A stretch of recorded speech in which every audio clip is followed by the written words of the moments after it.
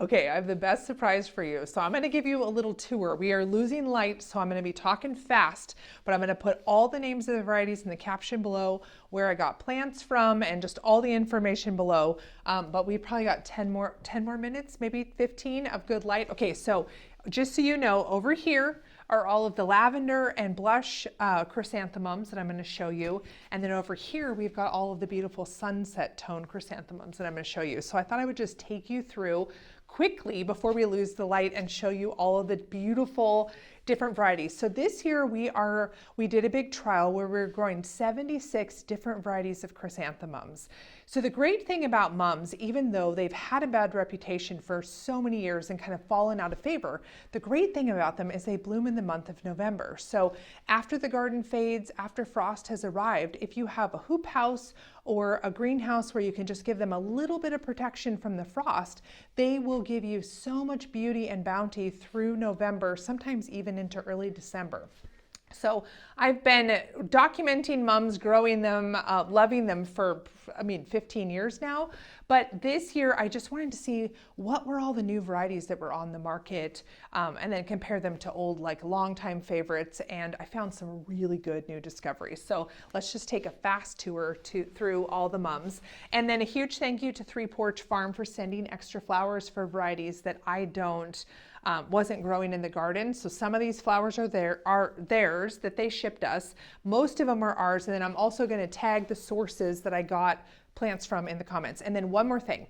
If you have questions about chrysanthemums, I'm going to be writing and we're working on some new resources about them. So if you have questions about growing them or varieties or just things that you want to know in general, please leave them in the comments and I'll try to incorporate them into my new resource.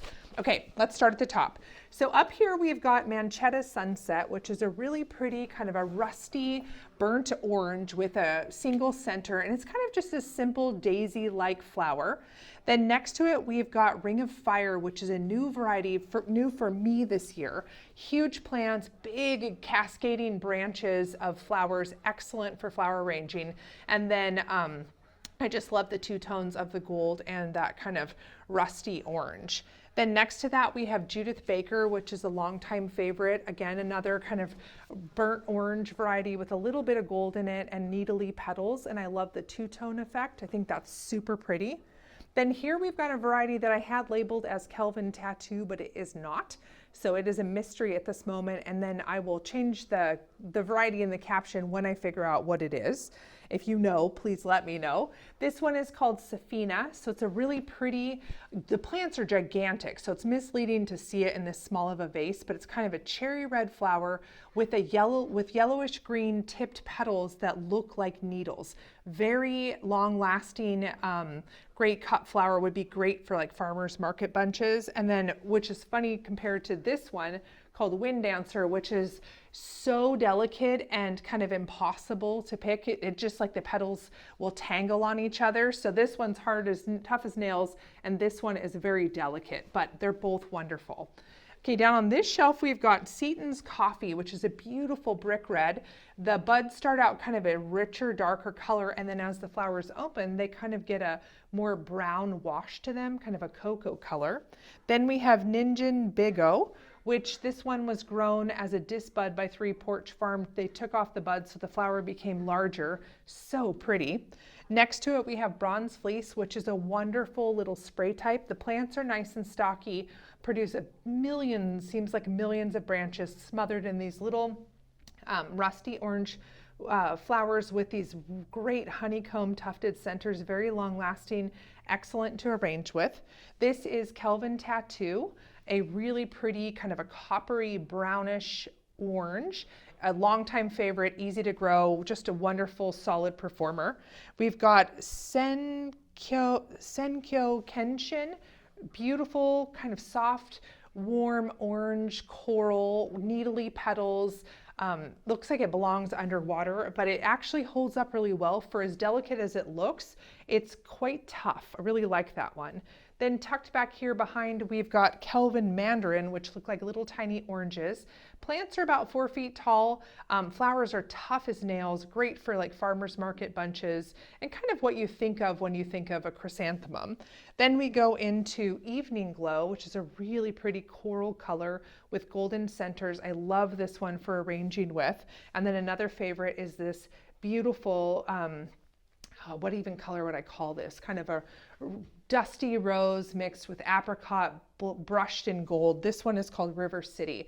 Total favorite, massive plants, incredibly productive. I love everything about this variety. Okay, then down here we've got Crimson Tide, which is a pretty kind of rusty red, and then the back of the petals are a paler orange, so it gives it kind of a textural look. We have Zaria, which is a really pretty coral with orange tips, very needly, very textural, tall plants, really productive, a fun one to arrange with.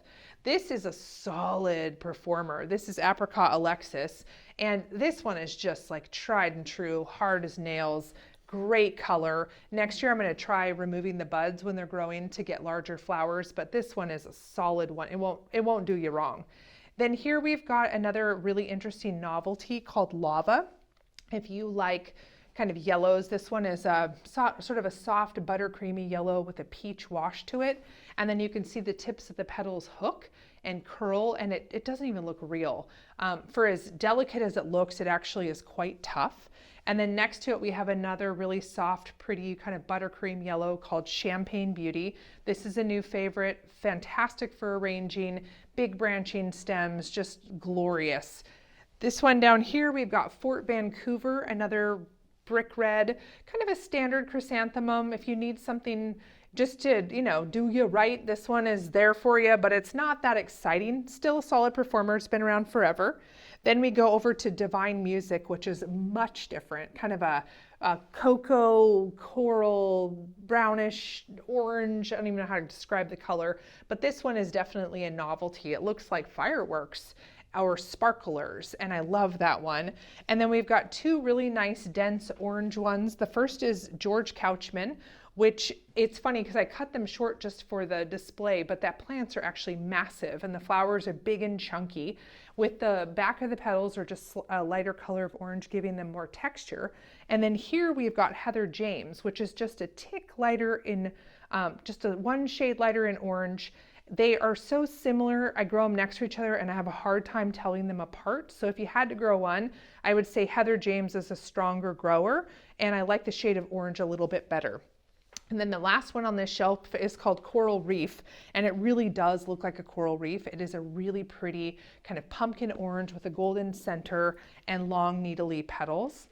It's just such a beauty. So this is all of, and I'm sorry we're losing light, but these are all of the flowers in sunset tones. Okay, now this is pretty much the exact opposite. So we go from fall, and it almost feels like we're moving over into spring. But I wanted to show you, like, there are so many beautiful ones that be really suitable for wedding work or floral design, or if you wanted to get away from the kind of holiday fall theme, you could go in this direction. Okay, so up here on the top shelf, we have Seaton's J'adore, which is a really pretty, it starts out blush, and as the flowers mature, they become kind of more of almost like a farm fresh milk with cream on top, kind of a warm cream with a little bit of gold to it in the center. Down here we have a little one called Helen May, and I know she doesn't look amazing, but we picked her a bit late and I have high hopes for her, so I'll try and see if she's better next year. This one is a new favorite called Polar Anderton. Absolutely love this anemone form.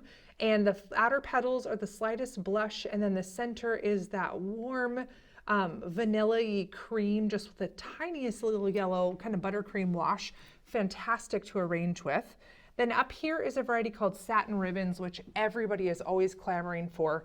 I mean, this was one of the most popular ones when I shared flowers with folks, but also just with plants. Like, this is a great one to grow. It's a true blush, but then as the flowers mature, they open to show that single center, which is kind of interesting, but they do truly look like ribbons. Okay, down on this shelf, this is another Anderton called Jill Anderton. Outer petals are a really pretty kind of a mauve-y lavender with a soft buttercreamy center, really exaggerated domed middles, which I think just make it so fun, very long lasting, but great to arrange with. Then we've got another Anderton called Hairy Anderton. So again, we've got those centers, but not quite as exaggerated or pronounced, but a really pretty kind of a soft lavender pink. Well behaved. These flowers came from Three Porch Farm that they sent us. Really beautiful one. Then if we move over, there's like the complete opposite. So this is Evan's Dream. Long, needly petals. Flowers start out kind of more of a pinky blush, and then as they fade, they become lighter and a bit more kind of a creamy blush, but this is really pretty, and it leans more towards pink than lavender. And then we have one more Anderton. This is called Lily Anderton, and it has kind of a single daisy flower, really sweet, simple, if you're looking for something kind of carefree with a wildflower look. Then here we've got a variety called Floret, and it has those long needly petals. This one's a little bit more relaxed, where they're kind of drooping almost slightly. They're all in water, but it kind of has a more relaxed habit to it. But plants are massive, very productive. Here we've got a beautiful Jefferson Park. These were sent to us by Three Porch Farm, and look at the size of these monsters. A really pretty kind of a antique light purple. Then we have one that looks sort of similar, but in color, but this one's called Alexis. So we saw Apricot Alexis over there. This is just Alexis, and it's a really pretty kind of a mid-lavender, solid performer. I'm gonna try disbudding it next year. In the back, we have this rich, kind of a grapey purple, and it's called Norton Vic. And what I love about it is that the back petals are a lighter shade of purple, kind of silvery. And what they do is they give the flowers a textural quality to them. And then here we have Coca Hogiku, I think that's how you say it. I'll put it in the caption, but it's a nice, lovely, massive flower, but in a lovely mid-lavender. And plants are incredibly productive, huge flowers, be great to arrange with. I love that it kind of leans over under the weight of its blooms, which gives you that kind of billowing, abundant, lush look, which is really fun. And then the last one is Pink Fleece. So this is similar to Bronze Fleece that we saw over there in the sunset tones, but this has like pretty lavender flowers with that really nice dense center. And I love these spray types because they're really great for arranging. You can incorporate them in amongst the larger blooms, and they add some like dimension and character. Yeah, so I know I'm talking really fast, but we're losing light quick. Okay, so here are our lavenders and blushes in all of their glory. Over here we have our sunset tones. Everything, all the varieties and sources are in the captions. And then please, if you have questions, I want to know them because I'm going to be making new chrysanthemum resources, and I want to know what you need to know. So hopefully you enjoy this little tour.